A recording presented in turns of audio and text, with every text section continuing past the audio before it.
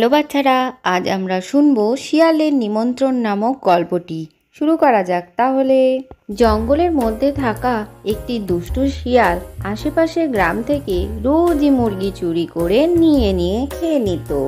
একদিন শিয়াল জঙ্গলে মনের আনন্দে ঘুরে বেড়াচ্ছিল। তখনই তার সাথে দেখা হলো বাঘ মামার।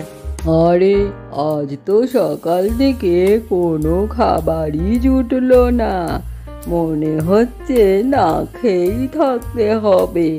আস্তে আস্তে তো আমার বয়সও হচ্ছে, খাবার তো জোগাড়ই করতে পারছি না।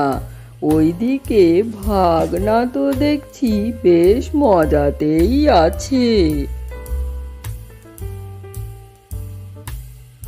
আরে ভাগনা, কোথা থেকে হেলে দুলে আসলে? মামা, নেমন্তন্ন খেতে গেছিলাম। আমাকে ফেলে তুই একা নেমন্তন্ন খেতে গেলি কেন?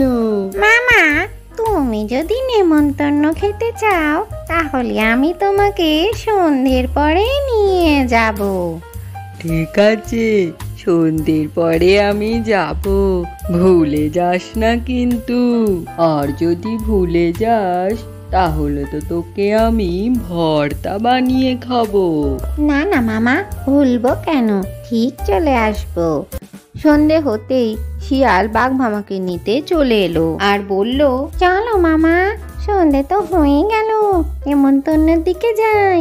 চল চল ভাগনা, তাড়াতাড়ি চল, আমার যে আর সবুর সইছে না। এই বলে বাঘ মামা আর শিয়াল দুজনে মিলে নেমন্তন্ন খেতে চলল। অন্যদিকে খামারি রোজই তার মুরগি চুরি হয়ে যাওয়ার জন্য একটি বড় ফাঁদ পাতে আর বলে, রোজই তুমি আমার খামারের মুরগি খেয়ে যাও, আজ তোমার ব্যবস্থা করছি। এরপর মামা ভাগ্নে মিলে জঙ্গলের মধ্যে দিয়ে যেতে থাকে আর খানিক দূর আসার পরই তারা খামারে পৌঁছে যায়। ওই দেখো মামা, তোমার জন্য কত খাবার সাজানো আছে, যাও তুমি গিয়ে নেমন্তন্ন খেয়ে আসো। কেন ভাগনা, তুই আমি একসাথে গেলেই তো হয়, একসাথে বসে মজা করে খাবো। না না মামা, আমি তো একটু আগেই খেয়েছি, আমার পেটে একটু জায়গা নেই, তুমি যাও খেয়ে আসো। আচ্ছা ঠিক আছে, আমি তাহলে যাচ্ছি। এই বলে বাঘ যেই মুরগি খেতে যাবে সাথে সাথে গেট বন্ধ হয়ে যায়।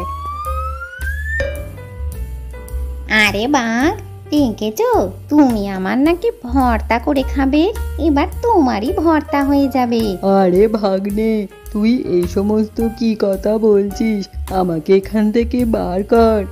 না না মামা, একবার যখন তুমি ঢুকেছো আর তো তোমাকে বার করা যাবে না, এখন আমি চলি, টাটা। এই বলে শিয়াল সেখান থেকে পালিয়ে যায়। আজকের গল্পটি থেকে কি শিখলে বাচ্চারা? বুদ্ধি থাকলে যে কোনো কাজই সহজেই করা যায়। ভিডিওটি ভালো লাগলে চ্যানেলটিকে লাইক ও শেয়ার করে সাবস্ক্রাইব করে দিও।